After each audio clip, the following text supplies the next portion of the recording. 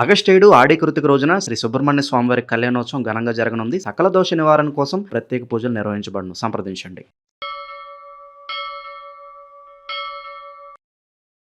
ఎంత బ్రహ్మగారు తపస్సు చేసినా పిలిచినా శివుడు పలికే విధంగా లేడు.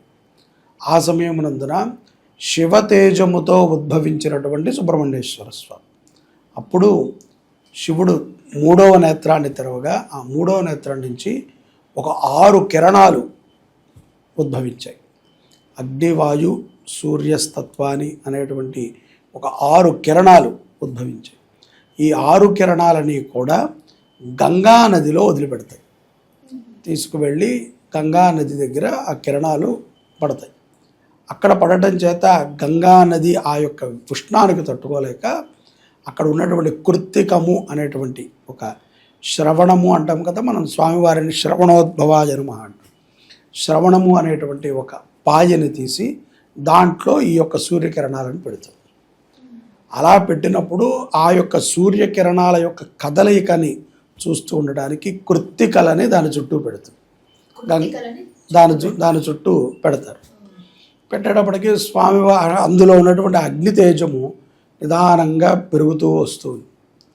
పార్వతీ అమ్మవారికి ఈ విషయం తెలిసి పార్వతీ అమ్మవారు అడుగుతారు పరమేశ్వరుని, అయ్యా అప్పుడు తపస్సు చేసినప్పుడు మీరు నేత్రం తెరిచారు, అక్కడ ఒక 6 కిరణాలు పడ్డాయి, ఆ 6 కిరణాలకి కూడా కృత్తికలు కాపలాగా ఉన్నాయి, ఇప్పుడు వాటిని ఏం చేయమంటారు?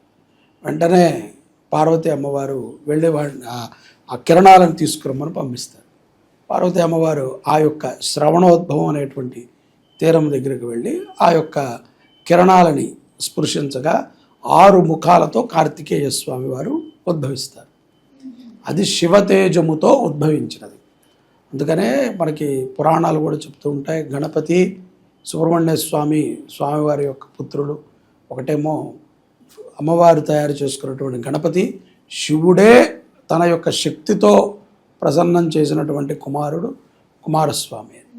అప్పుడు ఆ యొక్క 6 తలకాయలతో ఉన్నటువంటి బాబుని, ఎందుకంటే 6 కిరణాలు, ఈ 6 కిరణాలని కూడా ఒక 6 తలకాయలాగా బాబుని తీసుకొస్తే ఆయన మీద ఆ యొక్క కిరణకాంతుల మీద పరమేశ్వరుడు చెయ్యి ఆయనని షణ్ముఖుడు అని నామం చేస్తాడు. ఇంతకాలము కాపాడాడు కాబట్టి ఈయన కృత్తికలు ఏవైతే ఈయన్ని కాపాడాయి కాబట్టి ఈయన ఆ కృత్తికా వనాలకి అధిపతి. అలాగే కృత్తికము అంటే ఏంటంటే వేదశాస్త్రంలో చెప్పినట్టుగా ఈ భూమండలము చుట్టూ ఉన్నటువంటి ఒక రేస్, దీనిని ఎప్పుడూ కాపాడేటువంటి వాడు కాబట్టే మనకి కథలో కూడా కుమారస్వామి గణపతి కథలో కూడా స్వామివారు పిల్లల్ని ప్రదక్షిణం చేయమని వెళ్ళగా కుమారస్వామి అన్ని చోట్లకి వెళ్తాడు, గణపతి శరీరం పెద్దదవటం చేత ఎక్కడికి వెళ్ళలేక ఉంటాడు. ఎందుకంటే మొత్తం అంతా చుట్టగలిగిన శక్తి కుమారస్వామికి ఉన్నది. కాబట్టి ఆయనకి కార్తికేయుడికి కృత్తిక అనేటువంటి నామాన్ని ధారణ చేస్తాడు. ఈ 6 ముఖాలు ఉన్నాయి కాబట్టి మనకి ఉన్నటువంటి పంచభూతాలతో పాటుగా జ్ఞానాన్ని కూడా ప్రసాదించే కారకుడిని చేస్తారు. అప్పుడు తారకాసుడిని దేవతలు ఎవరు కూడా సంహరించడానికి లేదు, దానవులు ఎవరు కూడా అటువంటి వరాన్ని పొంది ఉంటాడు కదా. అందుకని ఆయన్ని సంహరించడానికి ఈయన శరణోద్భవునిగా కూడా కీర్తింపజేసి కృత్తికా నక్షత్రం, ఆషాఢ కృత్తికా నక్షత్రం రోజున తారకాసురుడిని వధిస్తాడు. దాని తర్వాత సుబ్రహ్మణ్య స్వామి షణ్ముఖుడు వధించటం ద్వారా ఆ రోజు ఒక పండగ వాతావరణాన్ని చేసుకుంటారు. అది ఆడి కృత్తిక అంటారు. తమిళనాడులో చాలా పెద్ద పండుగగా దీన్ని ఆచరణ చేస్తారు. ఈ శుభతరుణంలో స్వామివారికి ఈ యుద్ధం జరిగే సమయంలోనే ముందు భాగంలోనే స్వామివారికి వల్లి దేవసేనలతో వివాహం అవ్వటము ఇదంతా కూడా జరిగి ఉంటుంది. కాబట్టి కళ్యాణప్రదుడు ఒకటే. మనము కళ్యాణము అనేటువంటిది దేనికి చేస్తాము? ఇంట్లో పెళ్ళి అవటానికి కాదు. మన ఇంట్లో పెళ్ళి కావట్లేదు కాబట్టి ఒక కళ్యాణం చేస్తే పెళ్ళి అవుతుంది. సుబ్రహ్మణ్య కళ్యాణము అంటే సకల ఐశ్వర్యాలని పొందటం, ఆరోగ్యము, సంపద, ధనవృద్ధి, అలాగే అంతఃశత్రువులు బాహ్యశత్రువులు తొలగిపోవటం, ముఖ్యంగా జ్ఞానాన్ని పెంపొందించుకోవడం. ఎక్కడైతే మనకి కొన్ని సందర్భాల్లో జ్ఞానము మనకి పనిచేయదో అటువంటి సందర్భాల యందు కూడా స్వామివారు మన చెంత ఉండి రక్షింపజేస్తారు. అప్పుడు ఆయనకి వేల్ అనేటువంటి ఒక ఆయుధాన్ని బహుకరంగా పరమేశ్వరుడిచ్చి ఆ వేలాయుధ షణ్ముఖుడికి కళ్యాణం చేస్తారు ఈ యుద్ధం అంతా అయ్యాక. అది ఆషాఢ కృతిక రోజున జరుగుతుంది. అందుకని ఆషాఢ కృతిక చాలా వైభవపేతంగా కళ్యాణోత్సవాలను చేసుకోవచ్చు. ఈ కళ్యాణంలో ధార్మికులు పాల్గొంటారు, వృద్ధులు పాల్గొంటారు, బాలబాలికలు పాల్గొంటారు, స్వామివారికి కావడి ఎత్తి సేవ చేసేవాళ్ళు ఉంటారు, స్వామివారికి విశేషంగా భస్మహారతి భస్మాలంకారం చేసేవాళ్ళు ఉంటారు. సుగంధ ద్రవ్యాలంటే ఇష్టం, ఎందుకంటే ఈ 2 రూపాలు పరమేశ్వరుడి నుంచి ఉద్భవించినటువంటి 2 రూపాలు కూడా మనం చూసుకున్నట్లయితే, ఒకటేమో ఏనుగు ఆకారంలో ఉండి చాలా బాలకమైనటువంటి ఆకర్షణమైన రూపంతో వినాయకుడు ఉంటాడు. రెండో సుబ్రహ్మణ్య స్వామి, అంటే శివుడికి 2వ సంతానంగా చెప్పే సుబ్రహ్మణ్యేశ్వర స్వామి వారు కూడా చాలా బాలరూపంగా ఉంటాడు. అలాగే ఆయనకి అపారమైనటువంటి శక్తి ఉంటుంది. కాబట్టి ఇటువంటి ఈ యొక్క శుభతరుణంలో అందరూ కూడా కళ్యాణాలు చేయటము, స్వామివారిని అభిషేకించటము, ఆరాధన చేయటము చాలా గొప్పగా విశేషంగా చేస్తూ ఉంటారు. దీంట్లో అందరూ పాల్గొవచ్చు. ఒకళ్ళు ఏదో పెళ్లి కాని వాళ్ళేనండి, లేదా పెళ్ళై పిల్లలు కావాల్సిన వాళ్ళే అనేటువంటి రూల్ లేదు. ప్రతి ఒక్కరూ రేపో మాపో కట్టె కాలేవాడు పాల్గొవచ్చు. ఇక పుట్టే వాళ్ళ కోసం కూడా మనం చేయొచ్చు. ఎందుకంటే సుబ్రహ్మణ్య అనుగ్రహం పొందటం అంటే అది ఈ జన్మది కాదు, ఎన్నో జన్మల నుంచి ఆయన యొక్క అనుసంధానము, ఆయన యొక్క నామాన్ని ఉచ్చరించగలిగితేనే ఈ జన్మలో, మానవ జన్మలో మనం సుబ్రహ్మణ్య నమః అని మన నోటితో అనగలం. లేకపోతే చాలామందికి తెలిసినా అనలేరు. ఎంతోమంది మేము ఎన్నో చేసామండి, ఎన్నో కార్యక్రమాలు చేసాం, ఎంతో జపాలు చేసాం, యజ్ఞాలు చేసాం, తపస్సు చేసాం, మాకు ఏ పని అవ్వట్లేదు అనుకుంటారు. అటువంటి వారికి కూడా సుబ్రహ్మణ్యేశ్వర స్వామిని వేడుకుంటే ఆయన కరుణిస్తాడు. ఎందుకంటే ఆయన బాలరూపం.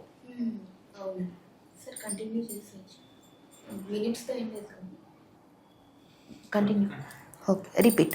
గురుగారు, ఇప్పుడు మనం మాట్లాడుకున్నాం కావడి ఉత్సవం అని చెప్పి. మామూలుగా మనం సుబ్రహ్మణ్య క్షేత్రాలలో కానీ సుబ్రహ్మణ్య దేవాలయాల్లో కానీ ఎంతో విశేషంగా చూస్తూ ఉంటాం. అంటే ఏదన్నా మొక్కుకుంటేనే ఈ కావడి ఉత్సవం అనేది చేస్తారా అండి? లేదంటే ఇప్పుడు చూస్తూ ఉంటారు చాలామంది తమిళనాడులో మీరు అన్నట్టు ఎక్కువగా కావడి ఉత్సవాలు జరుగుతూ ఉంటాయి. ఏదైనా ప్రత్యేక పర్వదినం రోజు కానీ సుబ్రహ్మణ్య కళ్యాణం రోజు కానీ చేస్తారా, లేదంటే దానికి సంబంధించి ఏదన్నా ఉందంటారు? కావడి అనేటువంటిది తూకపట్టిక. ఈ తూకపట్టిక ప్రమాణం ఏమిట్రా అంటే, మనము ఎప్పుడూ కూడా 2 కామ్యాలతో ఉంటాం. ఏదైనా 2 కామ్యాలు, ఐదర్ గుడ్ బ్యాడ్ 2 ఉంటాయి. అన్నీ సమాంతరంగా ఉండాలి. ధర్మ అర్థాలు సమానంగా ఉండాలి. కామ మోక్షాలు సమాంతరంగా ఉండాలి. అప్రాప్త లక్ష్మి ప్రాప్త లక్ష్మి మనకి సమాంతరంగా ఉండాలి. ఏది తగ్గినా హెచ్చు అయినా కష్టం. అలాగే కుటుంబ పరంగా తీసుకుంటే భార్యాభర్తలు ఇద్దరూ కూడా ఒక సయోధ్య మీద ఉంటేనే సంతానం కలుగుతుంది. అంతే తప్ప భార్యకి ఇష్టం లేదండి సంతానం, మా ఆయనకి ఇష్టం అండి పిల్లలంటే, నాకు ఇంట్రెస్ట్ లేదండి అంటే పిల్లలు ఎక్కడి నుంచి పుడతారు? కష్టం. అలాగే సంపాదించడం ఎంత ప్రధానమో దానిని అనుభవించడం కూడా అంతే ప్రధానం. చాలామంది సంపాదించి పెడుతూ ఉంటారు, ఎవడో అనుభవిస్తాడు. వీడికి ఎవడో అనుభవిస్తున్నాడు ఒకటి పేరు గోత్రం కూడా తెలియదు. సంపాదించడంతో పాటుగా అనుభవించడం కూడా ప్రధానం. ఇవన్నీ కూడా తక్కిటలో సమాంతరంగా ఉండాలి. అందుకని కావడి మోయటం, భక్తి జ్ఞానము, మనస్సు చిత్తము, ఈ 2 కూడా సమాంతరంగా ఉండాలి. నిలకడ తత్వం కావాలి.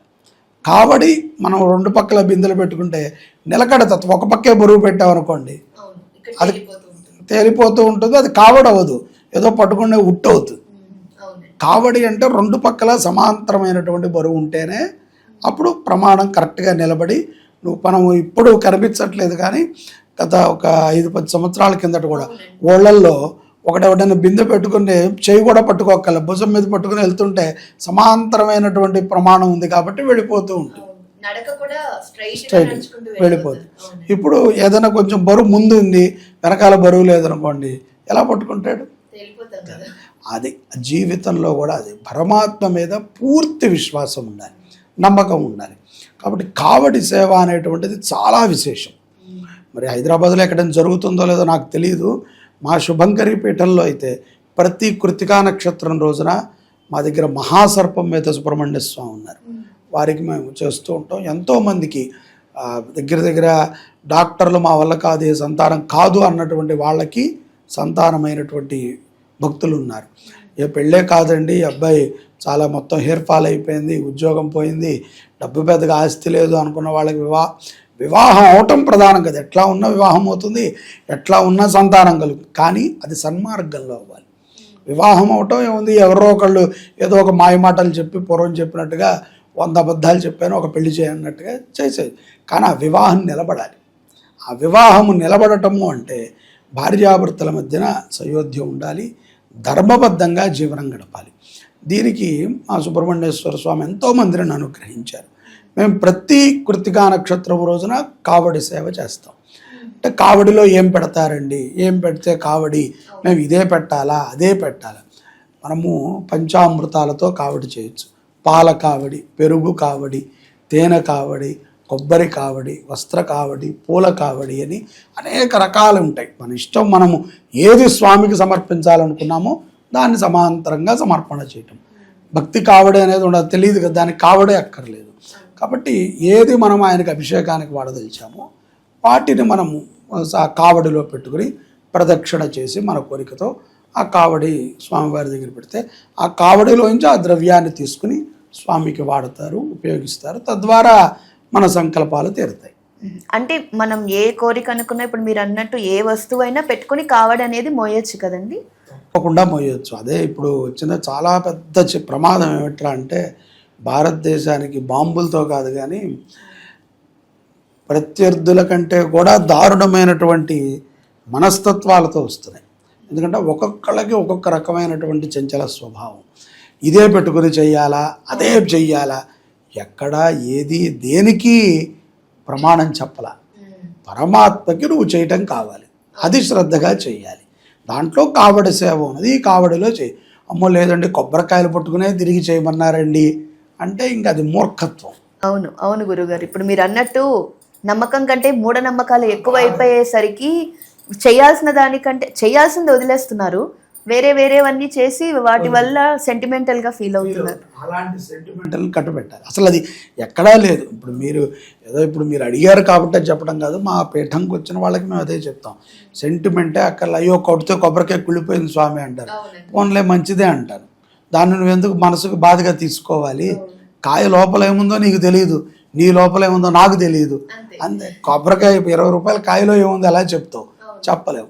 కుళ్ళింది పక్కన పెట్టి ఇంకోటి కొనుక్కో. అమ్మో కుళ్ళిపోయింది కాబట్టి ఏమన్నా అరాచకం జరుగుతుందండి, లేదా నేను నష్టపోతాను. ఏం పోతావు? నష్టం ఎలా ఉన్నా పోతావు, నష్టం ఎలా ఉన్నా పోతావు, లాభం ఎలా ఉన్నా పొందుతావు. దీన్ని ఎవరో ఆ పరమాత్మ కూడా ఆపలేడు. కాబట్టి మూఢనమ్మకాల మీదకి వెళ్లకుండా భక్తితో నువ్వు ఏదైనా కావడిలో సమర్పణ చేయవచ్చు. గురుగారు ఇంకొకటి ఏంటంటే, మనం సుబ్రహ్మణ్యేశ్వర స్వామి అన్న వెంటనే ముందు సంతానం లేని వాళ్ళకి ఆయనని మొక్కుకుంటే సంతానం కలుగుతుంది అని చాలామంది నమ్మకం. చాలామంది ఆ సంతానం కోసమే ఎక్కువగా ఆయన్ని పూజిస్తారు.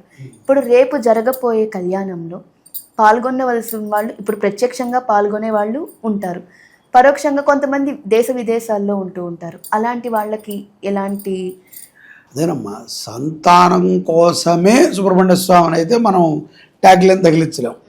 ఇందాక చెప్పాను కదా, ఆ సుబ్రహ్మణ్యేశ్వర స్వామి అనుకుంటే ఏదైనా చేయగలడు. ఏ పరమాత్మ అయినా, గణపతి అయినా అనుకుంటే సంతానం ఇవ్వగలడు. ఏదో దీనికి మాత్రమేనండి, అదేదో బంట్రోత్లాగా ఈ పని మాత్రమే చేస్తాడని లేదు. ఏ పనైనా పరమాత్మ చేయగలడు. సంతానానికి ఎందుకు కారకుడు ఆయన అంటే, ఇందాక చెప్పినట్టుగా శివుడి యొక్క త్రినేత్రము ద్వారా ఉద్భవించినటువంటి కిరణాలు ఏదైతే కనుక కొలంలో పడ్డాయో, శ్రవణోద్భవం అనేటువంటి కొలంలో, ఆ శ్రవణోద్భవంలో ఉన్నటువంటి కృత్తికలందరూ కూడా బ్రహ్మచారులు. వాళ్ళకి వివాహం అవల, వాళ్ళందరూ కూడా స్వామిని కాపాడారు.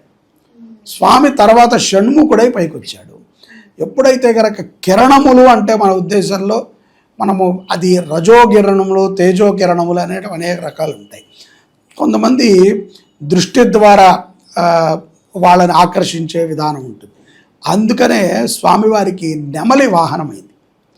నెమలి యొక్క సంసార తత్వం ఏమిట్రా అంటే, అది ఇంకొక పురుష నెమలితో పురువిప్పి ఆడటమే దానికి సంతాన కారణం.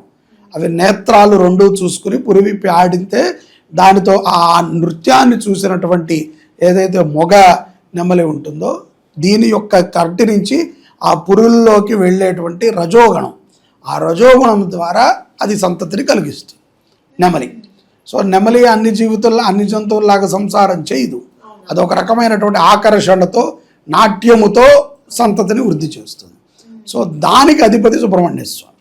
సో ఇక్కడ నీ యొక్క అంటే ఇప్పుడు పరమాత్మ ఏం చెప్తాడంటే మనకు సుబ్రహ్మణ్య స్వామి తత్వంలో అర్థమయ్యేది ఏంటంటే పరమాత్మని ఆరాధన చేయటం ద్వారా ఏదైతే కనుక నీలో ఉన్నటువంటి అచేతనమైనటువంటి శక్తి ఉంటుందో అది నశించి చేతనమైనటువంటి శక్తితో నువ్వు సంతానం కలిగించుకుంటావు అంతే.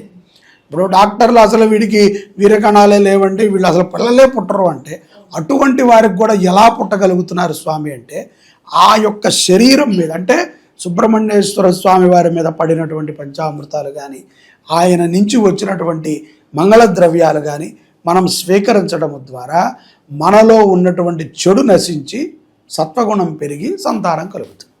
సో అది మ్యాండేటరీ సంతానం కదా ఎవరికైనా. దానికన్నా ముందు మ్యాండేటరీ ఏంటి పెళ్ళి, దానికన్నా ముందు మ్యాండేటరీ ఏంటి ఉద్యోగం. ఈ మూడింటికి ఆయనే అధిపతి, ధనకారకుడు ఆయనే. ధనం కావాలి అంటే సుబ్రహ్మణ్య స్వామిని పట్టుకోండి అంటారు, ఎందుకంటే ఆయన కార్తికేయుడు అండి. ఎటువంటి రాక్షసులను మనం ఆపినా కూడా మనకి ఉద్యోగంలో నిలబెడతాడు. సరే ఇది కావాలి అని మనం ఒకటి అనుకుంటాం, లేదు ఏ దానికైనా ఆయనే. ఎందుకంటే అట్లాగే వివాహం కావాలి, వివాహం అయితే మంచి నేను అనుకున్న అమ్మాయిని పెళ్లి చేసుకున్నానండి, కానీ నాకు ఆ అమ్మాయితో సరైనటువంటి సఖ్యత లేదు, సంతానం కలగట్లేదు అంటే అయినా కూడా నువ్వు ఆయన నమ్మితే సంతానం కలిగిస్తాడు. ఇది ఒక విశ్వాసముతో కూడుకున్నటువంటి ఆరాధన అంతే తప్ప కంపల్సరిగా అందరికీ జరుగుతుందా స్వామి అంటే 100కి 1,00,000% నువ్వు నమ్మితే జరుగుతుంది. నిన్ను బలవంతంగా నేను నమ్మిస్తే జరగదు. ఆయన చెప్పారు కాబట్టి అనేక ప్రయత్నాలు చేశానండి, మీరు చెప్పింది కూడా చేస్తున్నానంటే అస్సలు జరగదు, చేయనే చేయకు. నీకు నమ్మకం కలగాలి, ఆ నమ్మకాన్ని మనం నమ్మి ఓకే పరమాత్మ ఉన్నాడు, కరెక్ట్ అయ్యింది మనం చేయొచ్చు అని అనుకుని విశ్వాసముతో చేయాలి. చాలామందిని మనం ఇప్పుడు ఉదాహరణకి ఎట్లా ఉంటుందంటే సమాజం, ఒక నాయకుడు మన ఇంటికి వస్తున్నాడు అని అంటే మనం మంచి పూలదండ తీసుకొచ్చి ఆ నాయకుడికి నచ్చిన స్వీట్లు వంటకాలు చేస్తాం. సరే అదే నాయకుడు కాదు, నువ్వు మీ ఇంట్లో సత్యనారాయణ వ్రతం చేస్తున్నానంటే అతి తక్కువలో బియ్యం తెస్తాం, పూజారి గారిని బేరం ఆడతాం, అన్నీ కకృతి పడతాం, అన్నిటికీ దేనికి నువ్వు కకృతి పడవో లేదు ప్రతి దానికి. ఎందుకంటే ఆఖరికి నీ టైంలో కూడా కకృతి పడతావు. అది కూడా అది తీసేయండి. ఇంకా నువ్వు టైంలో కూడా కకృతి, 3 గంటలు పడుతుంటే 3 గంటల 1.5 అవదా అక్కడ కటింగ్. సో నీకు ఆ నమ్మకం లేదు. అదేంటి బూడిదలో పోసిన పన్నీరు. అదే నాయకుడిని నమ్ముతావు, వాడు ఏదో నీకు ఉద్ధరిస్తాడు, ఏదో నీకు పదవి వస్తుంది, లేదా నేను 4 ఫోటోలు వస్తాయని వాడిని నమ్ముతాం.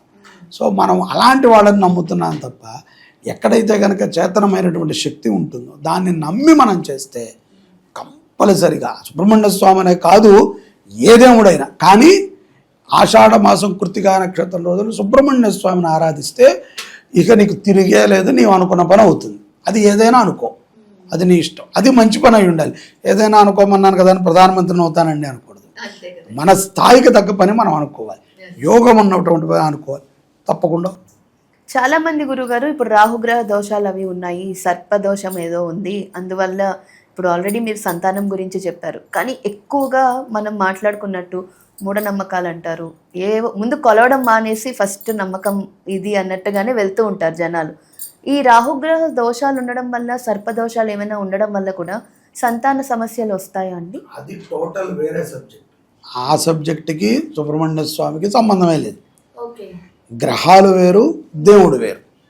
ఇప్పుడు మీ ఆఫీస్కి మీరు ఒక ఉద్యోగస్తురాలు, మీ పైన బాస్ ఉంటాడు, ఆ పైన ఇంకో బాస్ ఉన్నాడు కూడా ఆయన ఉంటాడు. సుప్రీం ఎవరైతే ఉన్నాడో ఆయన సుబ్రహ్మణ్య స్వామి. ఆయన తీసుకెళ్ళి ఒక చిన్నటి దాన్ని తీసుకెళ్ళి ఆయనకి తగిలించకూడదు. అదే చెప్తాం మూఢనమ్మకం, మళ్ళీ అక్కడే అదే కనెక్ట్ అయ్యింది. ఇప్పుడు సుబ్రహ్మణ్య స్వామిని పట్టుకుంటే నీకు రాహు దోషం లేదు, కేతు దోషం లేదు, అన్నీ పోతాయి. కానీ నువ్వు ఈయన పట్టుకునే విధానం తెలియాలి. షడార్చనలు ఉంటాయి, ఆరాధనలు ఉంటాయి, ఆయనకి సంబంధించి యజ్ఞాలు ఉంటాయి.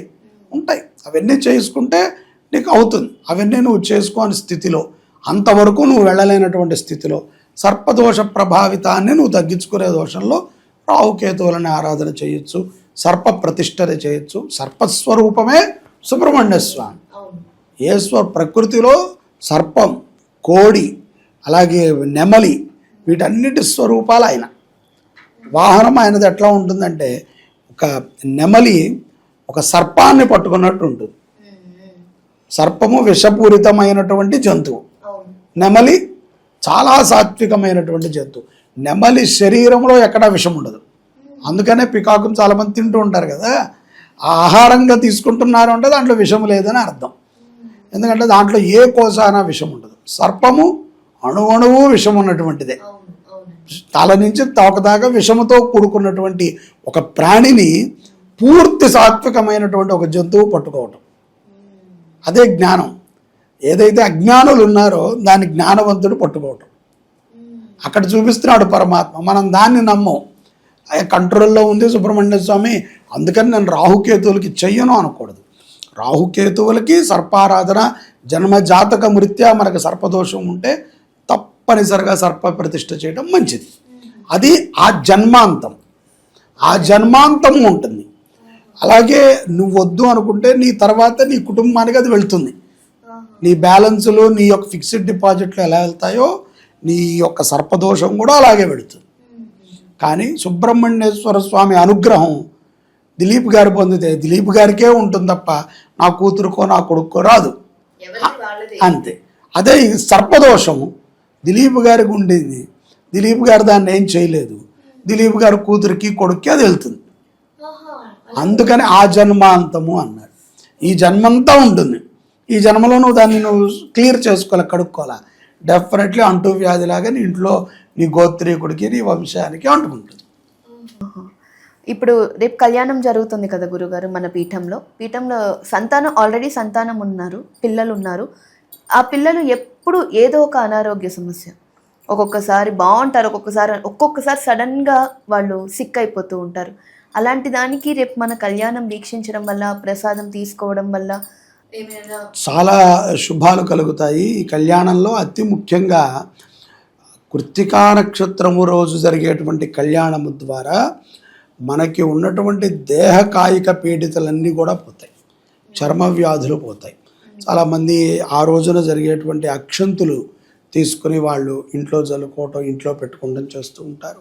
అలాగే స్వామివారికి అలంకరించినటువంటి పుష్పాలను తీసుకువెళ్తూ ఉంటారు. చాలామంది స్వామివారి అక్కడ ఏ ద్రవ్యం ఉంటే ప్రసాదంగా తీసుకువెళ్ళి ఆ పిల్లలకి పెడుతూ ఉంటారు. ఆ పెట్టడం ద్వారా ఆరోగ్యవంతులుగా, బుద్ధివంతులుగా, జ్ఞానవంతులుగా ఉంటారు. బుద్ధి లోపం వల్లే కదా బుద్ధి కర్మానుసారైన, మన బుద్ధే మన కర్మకి అనుసంధానంగా ప్రయాణం చేస్తుంది. అంటే చిన్నపిల్లలకని కాకుండా పెద్దవాళ్ళకు కూడా ఆరోగ్య సమస్యలు ఉన్న వాళ్ళు కూడా ఇవి చేసుకోవచ్చు, ఈ ప్రసాదం అవి తీసుకోవచ్చు కదా గురుగారు. కొంతమందికి సుబ్రహ్మణ్యేశ్వర స్వామి వారి అనుగ్రహం ఉంటుంది. అలాంటి వాళ్ళకి సంకేతాలు ఏమైనా కనబడుతూ ఉంటాయండి? సుబ్రహ్మణ్యేశ్వర స్వామి వారి యొక్క అనుగ్రహం ఉన్నది అంటే ఆయన మీద అపారమైనటువంటి భక్తి పెరగటమే, ఆయన మీద విశ్వాసం పెరగటమే, అణువణువులో కూడా ఆయన్ని చూడటమే. ఏ పరమాత్మకైనా అదే సంకేతం ఉంటుంది. ఇప్పుడు మనకి ఇష్టమైనటువంటి వాళ్ళు ఉంటే మన ఇష్టమైన వాళ్ళ గురించే మనం ఎక్కువ ఆలోచిస్తూ ఉంటాం. అగో ఇది వాళ్ళకి ఇష్టము, ఇది వాళ్ళకి ఇష్టము, ఇది ఇట్లా చేస్తే బాగుంటుంది, వాళ్ళకి ఇలాంటి పద్ధతి ఇష్టము. ఇలా ఎప్పుడైతే మనము ఒక వ్యక్తినే అంతలాగా మనం ఇష్టపడుతున్నామో, మనం ఇంట్లో చాలామంది కుక్కలను పెంచుకుంటుంటారు. మా కుక్కకి ఇదంటే ఇష్టం అండి, మా పందికి ఇదంటే ఇష్టం అండి అంటారు. అది వాడు వ్యక్తపరచడం, అంటే దాని మీద ఎక్కువగా ఫోకస్డ్గా ఉండటం. ఎప్పుడైతే నువ్వు పరమాత్మ మీద ఎక్కువగా ఫోకస్గా ఉంటావో ఆయన అనుగ్రహం నీ మీద ఉన్నట్టే. చాలామంది ఆ క్షణం వరకే, ఓకే 10:30 to 11 వరకే సుబ్రహ్మణ్య కళ్యాణం, టక్కని ఏదో అయ్యో నేను మర్చిపోయానండి, మాంసం తినేసానండి అంటే నువ్వు మర్చిపోయావు అంటే నీకు ఆయన అనుగ్రహం లేదు. అర్థమైంది కదా. ఇప్పుడు మనం ఒక మాట మాట్లాడుకున్నాం, ఏమండి వాళ్ళ బలానా టైంకి ఇక్కడ రికార్డింగ్ ఉంది రావాలి, మనం దానికి కట్టుబడి ఉంటే మనం మిగతా టైం టేబుల్ అయ్యో మర్చిపోయానండి నేను మీరు ఫోన్ చేయగానే అన్నాను అనుకోండి, నాకు దీని మీద శ్రద్ధ లేనట్టే. ఎప్పుడైతే నాకు శ్రద్ధ లేదో నాకు దీని నుంచి ఏ ఉపయోగం ఉండదు. అది ఏదైనా మనం కట్టుకునే బట్ట నుంచి తినే తిండి దాకా మనం సంపాదించే సంపాదనతో సహా దాని మీద మనకి గౌరవం లేనప్పుడు అది మనకి నిలబడదు. ఇది ప్రాకృతికమైనటువంటి యాంత్రికమైనటువంటి వస్తువులు. పరమాత్మతో ఇంకా దారుణంగా ఉంటుంది. అసలు ఆయన నిన్ను దగ్గరికే రానివాడు. ఓకే, ఏదో కింద మీద పడి నువ్వు ఒత్తిడి పడి అనుమానం. ఒక ఫస్ట్ పాయింట్ ఏంటి, మనకు ఒక అనుమానం ఉంటుంది. ఏదో వీళ్ళు పెట్టారు ఫేస్బుక్లోనో వాట్సాప్లోనో, ఏముందిలే నిజంగా కళ్యాణం జరుగుతుందా మన పేరు మీద అని. నువ్వు 10,000 కట్టినా నీ పేరు మీద జరిగిన పుణ్యం లేదు. ఎందుకంటే నువ్వు అనుమానం పడ్డావు. ఇప్పుడు నువ్వే అనుమానం పడినప్పుడు నీ డబ్బుతో నాకేముంటుంది, పరమాత్మకేముంటుంది. నాకు తెలియక్కర్లా, పరమాత్మే ఆ టైంలో నీ గోత్రనామాలు స్కిప్ చేస్తాడు. జరుగుతుంది. కొంతమంది నిజమే మేమేం కట్టుకోలేకపోతున్నాం, ఫ్రీగా చేయండి అని అడిగేవాళ్ళు చాలామంది ఉన్నారు. చాలామంది మా పీఠంలో కూడా ఎన్నో కార్యక్రమాలు ఉచితంగా ఆ టైంకి ఎవరైనా వస్తే వాళ్ళ గోత్రనామాలు కనుక్కొని, ఎందుకంటే ఈ జన్మకి వాళ్ళకి అవకాశం ఇవ్వాలి ఆ పరమాత్మ. ఈ రోజుకి లేదు, రేపిస్తాడేమో. మన ధర్మం ఏమిటి, అక్కడ ఉన్నప్పుడు చేయటం, అవకాశం ఉన్నప్పుడు పూర్తిగా మోయటం. పల్లకీలో ఇప్పుడు పరమాత్మ కూర్చున్నాడు, ఒక్కడే లేపాడుగా పల్లకీ మొత్తం, చుట్టుపక్కల అందరూ ఉండాలి. అలాగే ఒక కార్యక్రమం మనం అనుకున్నప్పుడు అందరూ దాంట్లో పాల్గొవాలి. అలా పాల్గొనటం నమ్మకంతో పాల్గొవాలి, అప్పుడు సంకేతం మనకు లభిస్తుంది. అంతేగాని ఇప్పుడు నువ్వు టికెట్ కట్టామంటే మేము గోత్రనామాలు, నేను తలుపు తీశాను మా ఇంట్లోకి రాలేదు సుబ్రహ్మణ్య స్వామి అంటే 1000కి 10,000కి వచ్చేయడానికి ఆయన ఉన్న బాయ. ఆయన ప్రపంచాన్ని ఏలే నాయకుడు. ఆయన వచ్చాడు సంకేతం అంటే తరచూ ఆయన నీకు గుర్తు రావటం, ప్రతి అణువులో కోపం తగ్గటం, నీ ప్రవర్తన మారటం, నీ పద్ధతి మారటం, నీ విధానం మారటం, నువ్వు చేసే ప్రయత్నములో సాత్వికమైన ప్రయత్నం చేయటం. ఓకే, పరమాత్మ అనుగ్రహిస్తున్నాడు. అంటే ఇప్పుడు మీరు అన్నట్టు నిజంగా స్వామివారి అనుగ్రహం ఉంటే మీరు అలా గోత్రనామాలు చదివినప్పుడు మీ దగ్గరికి వచ్చి ఒకసారి మనం చెప్పండి. అసలు అడగను కూడా అడగరు. మీరు ఇప్పుడు అడగాల్సిన అవసరం కూడా ఉండదు. ఎందుకంటే అక్కడ కూర్చున్నప్పుడు ఒక్కొక్కసారి మాకే అనిపిస్తుంది వాళ్ళందరూ కూడా చెప్పండి అంటాం. ఇప్పుడు 20 మంది కట్టారు మేడం, అక్కడ ఒక 5 మందో 10 మందో ఖాళీగా ఉన్నారు, ఆ 10 మందివి చెప్పండి అంటాం. అది నేను అప్పుడు ఏమనుకుంటానంటే ఈసారికి వీళ్ళు కట్టలేకపోయారు, నెక్స్ట్ టైం కడతారు. పరమాత్మ వాడికి మంచి చేస్తాడు కదా, చేయటానికే కదా ఉన్నది ఇదంతా. అంతేగాని సరే ఇదేదో బాగుంది కదా అని చెప్పి రోజు గుడికి వచ్చి కూర్చుంటే కష్టం. ఎందుకంటే అప్పుడు మేము ఎవరి పేర్లు చెప్పం, ఎందుకంటే ఎవరూ కట్టకపోతే పూజ చేయంగా. సో అందుకని ఏంటంటే మనం దాన్ని పూర్తిగా ఆస్వాదించాలంటే దాని మీద నమ్మకం ఉండాలి. నమ్మకంతోనే సాంకేతికం మనకు కనపడుతుంది, మనకు కనిపించేస్తుంది, తెలిసిపోతుంది. మనం అది మనకి ఈజీగా గ్రాస్ పట్టేస్తాం. నేను చెప్పక్కల్లా, వాళ్ళు ఎవరైతే చూస్తున్నారో వాళ్ళే చెప్తారు, అవునండి నిజంగా మాకు కూడా అనిపించింది, మేము ఫీల్ అయ్యాం, మేమే చూస్తున్నాం అని ఫీల్ అయ్యాం. అయితే పరమాత్మ అనుగ్రహం నీ మీద ఉంది, ఖచ్చితంగా ఉంది. ఒక్కొక్కసారి షష్ఠి, కృత్తిక నక్షత్రం అన్నీ కలిసి వస్తాయి. అలాంటి రోజు చాలా మంచి రోజు అని మనం వింటూ ఉంటాం. మీరు అన్నట్టు మనం ఇందాక మాట్లాడుకున్నట్టు కూడా సంతానం కానీ, ఆరోగ్య సమస్యలు కానీ, ఆర్థిక సమస్యలు కానీ అలాంటివి. ఇప్పుడు మన పీఠంలో అలాంటి ప్రత్యేకమైన రోజు ఏవైనా ప్రత్యేకమైన పూజలు అవి జరుగుతూ ఉంటాయా గురువుగారు? మన పీఠంలో నవనాగేంద్ర స్వామి వారు ఉన్నారు. అంటే ఒక 9 నాగదేవతల్ని పెట్టాం. అష్టనాగులు ప్రధాన దేవత సుబ్రహ్మణ్య స్వామిగా పెట్టి నవనాగేంద్ర స్వామిని పెట్టాం. ఇక్కడ ప్రతి మంగళవారం ఉదయం 7 గంటలకి అభిషేకం, సుబ్రహ్మణ్య ఉత్సవ మూర్తులు బయటికి తెస్తాం. ఆ మూర్తులతో పాటుగా నాగేంద్ర స్వామికి అభిషేకం చేస్తారు. ఆ రోజు ముడుపు కట్టుకుంటారు మంగళవారం పూట స్వామివారి కోరికల కోసం. చిన్న చిన్న కోరికలు ఉంటాయి భక్తులకి. ఇవాళ మా అబ్బాయి ఎగ్జామ్ ఉంది, ఈ ఎగ్జామ్ బాగా రాసి పాస్ అవ్వాలి, చిన్న కోరిక. ఎందుకంటే సంవత్సరం మొత్తం నువ్వు ముడుపు కట్టట్లేదు, చిన్న కోరిక అని ఎందుకన్నారంటే ఎగ్జామ్ చిన్నదే అండి అని మీరు అనొచ్చు. ఎగ్జామ్ నా దృష్టిలో చిన్నదే, ఎందుకంటే సంవత్సరం మొత్తం చదివావు కదా, ఒక్క 3 గంటల ఎగ్జామ్ చిన్నదే. ఇన్ని రోజులు చదివిన సబ్జెక్టు మీద 3 గంటలు సబ్జెక్ట్ చిన్నదే. ఆ చిన్న గట్టెక్కితే వాడు పైకి ఎక్కేసినట్టే. 99 మెట్లు ఎక్కాడు, 100వ మెట్టే ఎగ్జామ్. ఈ మెట్టు జాగ్రత్తగా ధైర్యంగా మొత్తం శక్తిని ముంచుకుని ఎక్కాలి. కొంచెం హైట్ ఉంటుంది మెట్టు, జాగ్రత్తగా ఎక్కాలి. నా ఉద్దేశంలో అంతే. ఏ కష్టమైనా తాత్కాలికమే తప్ప పర్మనెంట్ కాదు. ఏ కష్టమైనా మనకి రమణ మహర్షుల యొక్క కథలో చెప్పినట్టుగా ఆయనకి ఒక పుండు వచ్చింది. ఆ పుండులో దాంట్లో లోపల ఒక పురుగు ఉంటుంది. ఆ పురుగు ఆయన తినేస్తూ ఉంటుంటే ఆయన శిష్యులందరూ చాలా బాధపడుతూ అంటూ ఉంటారు కదా, స్వామి మిమ్మల్ని ఇబ్బంది పెట్టేస్తుంది అని. సరే ఆయన నన్ను ఇబ్బంది పెడుతోందా, నా ఆత్మను ఇబ్బంది పెడుతోందా అని ఆయన జ్ఞానంతో మాట్లాడితే అర్థం కాక అయ్యో గురువుగారు ఎట్లా అంటున్నారే అని వదిలేశారు. కొంతమంది శిష్యులు రాత్రి ఆయన నిద్రపోతున్నప్పుడు ఆ పుండిపైన కొంచెం బెల్లం పెట్టగా ఆ పురుగు బయటకు వస్తుంది. గురుగారు ఈయనకి టక్కన మెలుక్కొచ్చి చూస్తే ఆ పురుగు బయట కొట్టుకుంటూ ఉంటుంది. అదేంటి దాని యొక్క స్థానం వదిలేది బయటికి ఎలా వచ్చిందని వెంటనే దాన్ని తీసి మళ్ళీ ఆ పుండ్లో వేస్తారు. ఎందుకంటే ఎప్పుడూ కూడా తత్వజ్ఞానం అలాగే ఉంటుంది. ఇది బాహ్యమైనటువంటి శరీరం, దీని గురించి మనం కష్టపడక్కర్లా. అంతరాత్మకి మనం సరైనటువంటి ప్రొటెక్షన్ చేయాలి.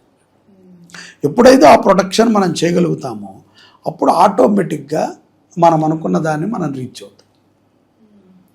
అంటే మనం ఏంటంటే ఇలా చూసి మాట్లాడుతున్నాం, దీన్ని ఇలా రివర్స్ చేసుకొని మనం మాట్లాడాలి. మన ఆత్మతో మనమే అనుసంధానం చేసుకుని మాట్లాడాలి. సో ఇవన్నీ ఎప్పుడు జరుగుతాయంటే సుబ్రహ్మణ్య ఆరాధనతోనే జరుగుతాయి. ఇటువంటి జ్ఞానములన్నీ ఆయనే ఇస్తాడు, ఇంకెవరికి అది కుదరదు. గణపతి లేకపోతే హనుమంతుడు వీళ్ళందరూ ఒక్కొక్క కారణాల చేత, కానీ ఏ కారణం చేత అయినా సరే సుబ్రహ్మణ్య స్వామి అనుగ్రహిస్తాడు. ఇవన్నీ చిన్న చిన్న కోరికలు, ఆరోగ్యము, డబ్బు, సంపాదన, పెళ్ళాము, పిల్లల చదువులు, అన్నప్రాసనలు, గుండుగొడ్డు, ఇవన్నీ చిన్నవి. ఇంకొకటి మనకి ఈ చిన్నవన్నీ అందుకనే చెప్పా, ఈ చిన్న వాటిని మనం ఎట్లాగైనా దాటేయచ్చు, చిన్న చిన్న పరిష్కారాలు చేసుకుని. పెద్దదేమిటి? ఆత్మజ్ఞానం పొందడం. దానికి నిరంతరము సుబ్రహ్మణ్య స్వామిని ఆరాధన చేయాలి, ప్రతిరోజు ఆరాధన చేయాలి. అలాగే షష్ఠి చాలా విశేషం, ఎందుకంటే ఆయనకు 6 ముఖాలు కాబట్టి షష్ఠి నాయకుడు అని పెట్టారు. ఆ షష్ఠి రోజున ఆరాధన చేయటం, ఆశ్లేష నక్షత్రం రోజున ఆరాధన చేయటం, ఎందుకంటే సర్ప నక్షత్రం అది ప్రధానమైనటువంటి సర్ప నక్షత్రం. కృత్తికా నక్షత్రం రోజున, అగ్ని నక్షత్రం, ఆ రోజున ఆరాధన చేయటం, స్వామిని స్తుతించటము. ఇది నాకు పిల్లలు ఉన్నారండి, పిల్లలు లేరండి కాదు, పుట్టాకైనా పిల్లలు వాళ్ళు బాగుండాలి కదా, చదువుకోవాలి కదా. సరే వాళ్ళ పిల్లలు బాగున్నారు, చదువుకున్నారు, నెత్తమామలు బాగుండాలి కదా, పుట్టింటి నుంచి వచ్చే ఆస్తులు రావాలి కదా. భూమికారకుడు కదా సుబ్రహ్మణ్య స్వామి, అంగారకుడు అంటే గ్రహాల్లో 3వ వాడు, ఆయన భూమికారకుడు. అంగారకుడికి అధిపతి సుబ్రహ్మణ్య స్వామి. మళ్ళీ నువ్వు భూమి కోసం కావాలంటే సుబ్రహ్మణ్య స్వామిని పట్టుకోవాలి. ఇవన్నీ ఇక్కడే ఈ యూనివర్స్లోనే, ఈ భూమండలం మీద ఎప్పుడైతే శరీరం వదిలేస్తుందో అప్పుడు నువ్వు సుబ్రహ్మణ్య లోకానికి ఎలా వెళ్తావు? ఇప్పటి నుంచే నువ్వు ప్రిపేర్ అవ్వాలి. అది ఆయన్ని పట్టుకుంటేనే అవుతుంది. ఆత్మకి అనుసంధానం చేసుకోవాలి. ప్రతిరోజు మనము ఆరాధన చేయాలి. శివారాధనతో పాటుగా సుబ్రహ్మణ్య ఆరాధన, పంచాయతన ఆరాధన చాలా ముఖ్యం. ఈ కళ్యాణంలో కూడా మేమందరికీ అదే చెప్తాం. కళ్యాణము అంటే ఏంటంటే ఆ ఇద్దరిని ఏదో వల్లి దేవసేన అని అటు ఇటు స్వామివారు పెట్టుకుని ఒక మంచి మెసేజ్ ఇస్తున్నారు. దేవసేన, వల్లి, ఈ ఇద్దరు కూడా చాలా జ్ఞానవంతులు. స్వామివారు అసలు ఇవే చేతనము సంబంధం లేని ఆయన ఇద్దరిని ఎలా కట్టుకున్నాడంటే కనుక భక్తి, జ్ఞానం. అదే గురుగారు, ఇప్పుడు మనం వల్లి దేవసేన అని మాట్లాడుకుంటాం. ఒక ఆవిడ ఇచ్ఛాశక్తి, ఒక ఆవిడ జ్ఞానశక్తి అంటూ ఉంటాం. వాళ్ళతో కలిపి స్వామివారిని మనం ఎక్కువ పూజిస్తూ ఉంటాం. కొంతమంది బాలమురుగన్ కింద కొలుస్తూ ఉంటారు. భక్తి జ్ఞానము, ఇచ్ఛా జ్ఞాన శక్తులు, క్రియాశక్తులు ఇవన్నీ కూడా ఒకటే రూపం. ఆయన చూపించడానికే అగో నా దగ్గర ఈ రూపాలు కూడా ఉన్నాయి, నా దగ్గర ఈ 2 రూపాయలు కూడా ఉన్నాయి, నా దగ్గర ఇది కూడా అవైలబిలిటీ ఉంది, ఇదంతా నాలోదే. నువ్వు ఇచ్ఛా, జ్ఞాన, శక్తి, జ్ఞానమే కదా మధ్యలో. ఇది లేకపోతే ఇచ్చి ఉండి శక్తి ఉంటే జ్ఞానం లేనివాడు పిచ్చోళ్ళ తయారవుతాడు. చాలా చదువుకున్న వాళ్ళని మనం చూస్తూ ఉంటాం. పెద్ద వాళ్ళు ఒక్కొక్కప్పుడు సైంటిస్టులుగా పనిచేసిన వాళ్ళు, ఇప్పుడు వాడు పిచ్చి గడ్డాలు వేసుకుని రోడ్డు మీద తిరుగుతూ ఉండి వాడు చెప్తాడు నేను ఒకప్పుడు దాంట్లో చేశాను, దీంట్లో చేశాను. ఇక్కడ జ్ఞానం అనేటువంటి ఒక సబ్జెక్ట్ లేకపోవటం వల్ల ఈ ఇచ్చకి, శక్తికి అనుసంధానం, జ్ఞానం లేక పోయింది. అనుసంధానించేటువంటి వాడే సుబ్రహ్మణ్య స్వామి. సో నువ్వు అడిగావు పెళ్ళి చేస్తాడు, అంతే చేస్తాడు ఆయన. నువ్వు ఏది అడిగితే అదే చేస్తాడు, ఎందుకంటే ఆయన బాలరూపం. పిల్లల్ని అంతే కదా, ఇప్పుడు పిల్లల్ని గ్లాస్ తీసుకున్నట్టు ఆ గ్లాసే తెస్తాడు అంతే తప్ప అయ్యో నీళ్లు ఒలికిపోతున్నాయిరా అని వాడికి తెలియదు. సదా బాలరూపం. ఆయన స్థుతిలోనే మొట్టమొదటి వాక్యం అదే కదా, సదా బాలరూపం. బాలుడు ఎలా ఉంటాడు? ఇప్పుడు ఆ ఫోన్ తీసుకురా అంటే వాడు అలా తీసుకొస్తాడు. ఎవరికైనా ఫోన్ వెళ్ళిపోతున్నా వాడికి తెలియదు. సదా బాలరూపం. ఆ బాలరూపం అట్లాగే ఉంటుంది. సో ఇటువంటి పరమాత్మని మనం కనెక్ట్ అవ్వడం ఈజీ. ఒక కళ్యాణముతోనో, ఒక అర్చనతోనో, ఒక భక్తితోనో, ఒక శ్రద్ధతోనో మనం పాల్గొవచ్చు. అంతే. మనం చేయాల్సిందే పెద్ద పెద్ద క్రతువులు చేసేసి ప్రసన్నం చేసేసుకుని అబ్బో నేను శక్తివంతుడిని, నాతో సుబ్రహ్మణ్య స్వామి డైరెక్ట్గా మాట్లాడతాడంటే నేనెందుకు ఇంకా మాట్లాడటం, ఆయనతోనే మాట్లాడుకోవచ్చు. అందుకని మనం ఎప్పుడూ కూడా ఆ జ్ఞానాన్ని పొందే మార్గం. మీరు అన్నట్టు అంత జ్ఞానానికి వెళ్ళాలంటే ముందు మనం సాధన మొదలు పెట్టాలి కదా. అలాంటివే చిన్నవి కళ్యాణాలు, ముడుపులు కట్టడాలు, షష్ఠి అభిషేకాలు చేయటం, కృత్తికా అభిషేకం చేయటం, ఇవన్నీ అందుకని ఇందాక చెప్పినట్టు వీటన్నిటిలో నువ్వు స్వామిని తలుస్తూ నిత్యం నీలో ఒకడైపోయాడంటే ఆయన నీకు టైం ఎందుకు ఉండదు? నీలో ఒకడైపోతే నీకే టైం ఉంటే ఆ టైం ఆయనదే. అవును, ఖచ్చితంగా ఆయనకే ఇస్తాం ఫస్ట్. మనం ఆయనకి ఇచ్చిన తర్వాతే మన పనులు అన్నట్టుగా ఉంటాం. చాలా మంది అలా ఆరాధన చేసిన వాళ్ళు, గొప్ప వ్యక్తులు, జ్ఞానాన్ని పొందిన వాళ్ళు అమావాస్య రోజు దుర్ముహూర్తాలలో లేకపోతే చెడు సమయాలలో మరణించిన ఒకటి బాగా గుర్తుపెట్టుకోవాలి, ఎప్పుడైతే పరమాత్మని మనం పొందుతామో ఏ రోజు మరణించినా ఈ శరీరాన్ని ఆయన తీసుకెళ్తాడు. తిదివార నక్షత్రాలు చూసుకుని ముహూర్తం ఇంకా పోతాను అంటాను కుదరదు. ఎప్పుడు నువ్వు పోయినా నీ యొక్క ఉపాసనా బలం చేత నీ సహస్రారం నుంచి నీకు బ్రహ్మజ్ఞానం పొంది నువ్వు డైరెక్ట్గా పైకి వెళ్ళిపోతావు. మళ్ళీ నువ్వు రావు. ఇప్పుడు లేదు, ఇప్పుడు నేను వస్తాను స్వామి నాకు పని ఉంది అంటే కనుక నువ్వు చక్కగా ఇలాంటి సోదంతా ఇలాంటివి చాలామంది చెప్తూ ఉంటారు, వింటూ ఉండటం, నువ్వు నీ టైంపాస్ చేసుకుని ఎవరిని నమ్మకుండా ఉంటే మళ్ళీ వస్తావు. నీ చేత అన్నీ చేయించాకే నీకు మోక్షం ఇస్తాడు పరమాత్మ. అంతే తప్ప లాస్ట్లో ఓం నమో నారాయణ అన్నామండి, మా అబ్బాయి పెద్ద యాక్టరు, మా ఆయన గారు పెద్ద పొలిటీషియను, మేము ఎన్నో ధార్మిక కార్యక్రమాలు చేసామని చెప్పుకునే వాళ్ళకి ఎప్పటికీ మోక్షం రాదు, ఉంటుంది. ఎందుకంటే వాడు ఆశతో ఉన్నాడు, చెప్పుకుంటున్నాడు భజన కోసం. సో డెఫినెట్లీ మళ్ళీ రావాలి. వాడు ఎవరెవరి చేత అయితే భజన చేయించుకున్నాడో వీళ్ళందరికీ వీడు భజన చేయాలి మళ్ళీ. మరి రుణం తీర్చుకోవాలిగా. ఆ రుణం ఉంటే ఆయన ఎందుకు తీసుకెళ్ళి నా అకౌంట్లో పెట్టుకుంటాడు? క్లీన్ చేశాకే తీసుకెళ్తాడు. ఆ క్లీనింగ్ ఎప్పుడు అవుతుంది అంటే ఆ యొక్క తత్వాన్ని, జ్ఞానాన్ని పట్టుకున్నప్పుడే అవుతుంది. కాబట్టి సుబ్రహ్మణ్య కళ్యాణం ఆషాఢ మాసంలో అత్యంత విశేషం. ఎంత విశేషం అంటే అది వర్ణనాతీతం. మళ్ళీ అవకాశం వస్తుంది అంటే తప్పకుండా రాదు. మళ్ళీ నువ్వు వచ్చి ఆషాఢ కృతిక దాకా వెయిట్ చేయాలి. సంవత్సరానికి ఒకసారి వస్తుందిగా. ఇప్పుడు మన శుభంకరి పీఠంలో రేపు 7వ తారీఖు కళ్యాణం జరుగుతుంది కదా గురుగారు. చాలా మంది ఏంటంటే తలంబ్రాలు పోసినప్పుడు అవి కొంగున పెట్టుకొని అవి భార్యాభర్త తింటే సంతానం కలుగుతుందని, లేదంటే ఏవేవో చెప్తూ ఉంటారు కదా గురుగారు. అలా మన దానిలో కూడా ఆ అవకాశం ఉందంటారా? మన దాంట్లో అలాంటి మూఢనమ్మకాలకు అవకాశం లేదు. ఇప్పుడు మనం చూస్తూ ఉంటాం. నాకు తెలిసినంత వరకు కూడా, నాకు తెలిసిన సుబ్రహ్మణ్యేశ్వర స్వామి కళ్యాణంలో నేను పాల్గొన్నప్పుడు కూడా భార్యాభర్తల అన్యోన్యతకి కానీ, సంతానానికి కానీ, మెయిన్ ఆయన సంతాన కారకుడే అందరికీ తెలుసు. కొంగులో తలంబ్రాలు పోసినప్పుడు పెట్టుకొని అది భార్యాభర్తే తినాలి, ఇలాంటివి కూడా వస్తూ ఉంటాయి. చాలామంది చెప్తూ ఉంటారేమో, కానీ మేబీ జరగచ్చు. సమాజంలో ఎవరి ఇష్టాపేక్షతో వాళ్ళు చేసుకోవచ్చు భక్తిగా. మేము అలాంటి వాటికి తావ పెట్టాం.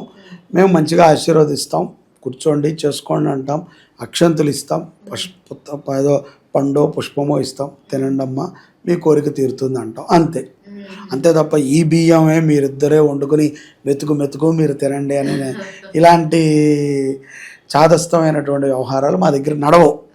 ఎందుకంటే ఏదో లోకాభిరామాయణం కోసం మాట్లాడలేవు. ఎందుకంటే అది అధర్మం అని నేను చెప్పను, ధర్మం అయితే కాదు, అంతవరకు చెప్తా. ఎందుకంటే అక్కడ నువ్వు ఆయన శిరస్సు మీద నువ్వు పోయగలిగిందండి. ఒకసారి ఊహించు, ఇప్పుడు ఆ మంత్రాలకి తగ్గట్టుగా మ్యాక్సిమం పోస్తే ఒక రెండు బేసిన్లు పోస్తావేమో. ఒకవేళ నిజంగా అంతమంది వచ్చి అది తీసుకోపోతే, ఇది తిన్నాకే అవుతుంది అనేటువంటి విషాన్ని మనం ఎక్కించకూడదు జనాలకి. విషం అది. ఇది చేస్తేనే నీకు సంతానం కలుగుతుంది, పరిగెత్తుకుంటూ నువ్వు అక్కడికి వెళ్ళి కొట్టుకునైనా సరే తీసుకురా అనే విషయాన్ని ఈ ఉన్న జనరేషన్కి ఎక్కించకూడదు. ప్రేమతో భక్తితోనే ఆరాధన చేయాలి, ఇది మ్యాండేటరీ. అంతే తప్ప నువ్వు మూఢనమ్మకాలతో ఎక్కించకూడదు. అరే బాబు నువ్వు ఎగ్జామ్కి వెళ్తున్నప్పుడు గుడికి వెళ్ళి దండం పెట్టుకోతే ఫెయిల్ అవుతావురా అని మాత్రం అనకూడదు, వెళ్ళి పెట్టుకో అనాలి. నెక్స్ట్ మాట నువ్వు అనకూడదు. ఈ పెట్టుకునే విధంగా నీ ఇంటి ప్రవర్తన ఉండాలి. వాడికి ఆ టైం సెట్ అవ్వాలి, వాడు అలాంటి ప్రవర్తనలో పెంచాలి, చాలు. వాడు యూనివర్సల్ కింగ్ ఆడు. అంతే తప్ప వెళ్ళకపోతే నువ్వు వెళ్ళదుగా గుడికి, అందుకనే వాళ్ళు పడ్డావు అనకూడదు. అంటే గుడికి వెళ్తే నువ్వు పడవా? ఆయన ఏమైనా వాచ్మెన్నా గురకానా పరమాత్మ? నిన్ను పడకుండా ఆయన ఎందుకు చూస్తాడు? ఆ మూఢనమ్మకాలు. అలాగే తలంబ్రాల బియ్యం ఇస్తాము, చక్కగా మీరు వివాహంలో వాడుకోవచ్చు. ఓకేనండి, ఎక్కడ వాడుతావు? అది కూడా నేను తప్పే అంట. ఎందుకంటే చాలామంది రాములు వారి తలంబ్రాలు వెళ్ళారు, కొత్త పెళ్లి కొడుకు మీద వేస్తారు. మంచిదే, అది మనం తొక్కట్లా.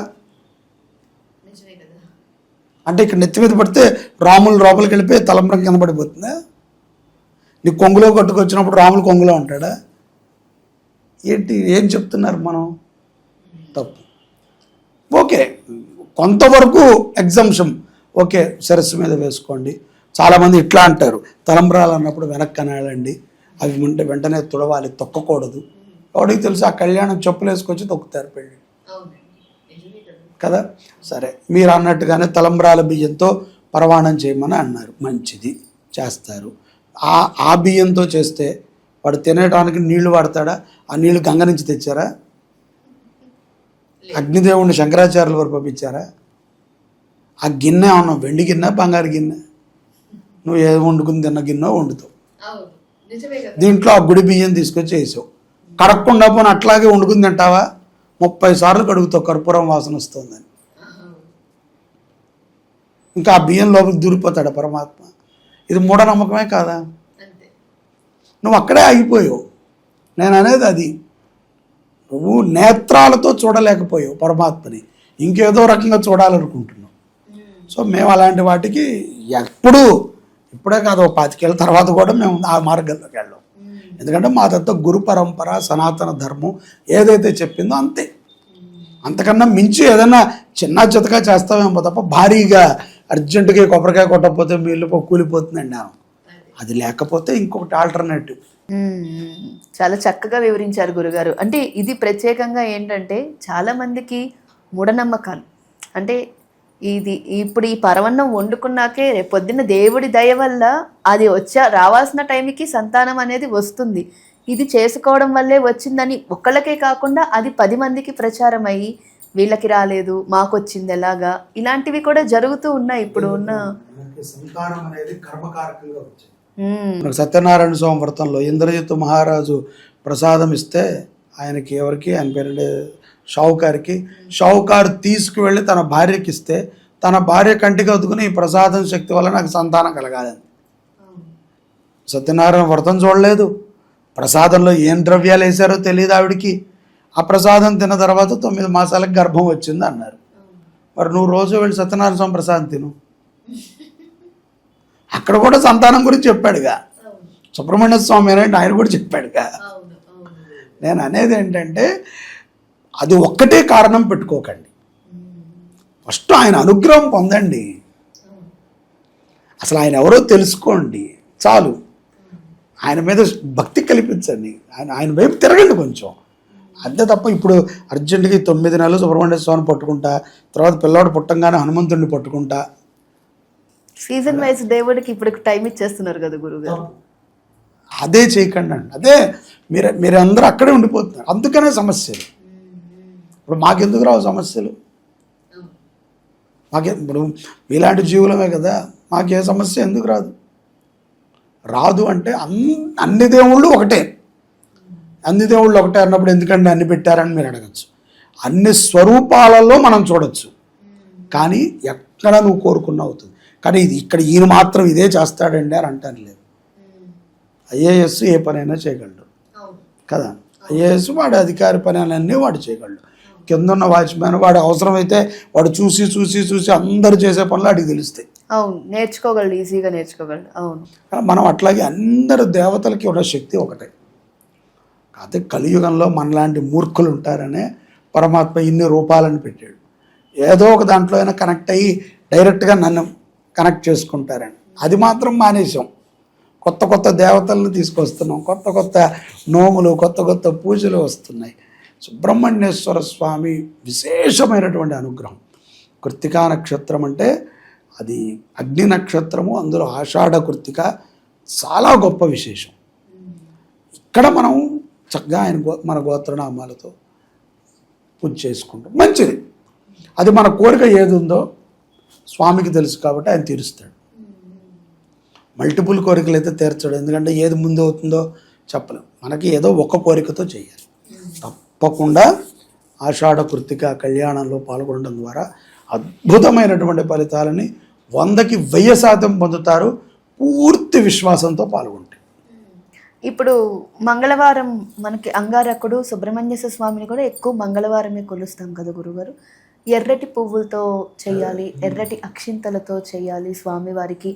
అది ఎందుకు వచ్చిందంటారు గురుగారు? అంటే దానికి ఆ నియమం మొదటి నుండి ఆయన ఎప్పుడూ కూడా రక్తవర్ణం కాబట్టి, కుజుడికి కందులు ఎరుపు అనేటువంటిది ఇష్టము కాబట్టి ఆ ప్రీతికరంగా ఆయనకి వచ్చింది.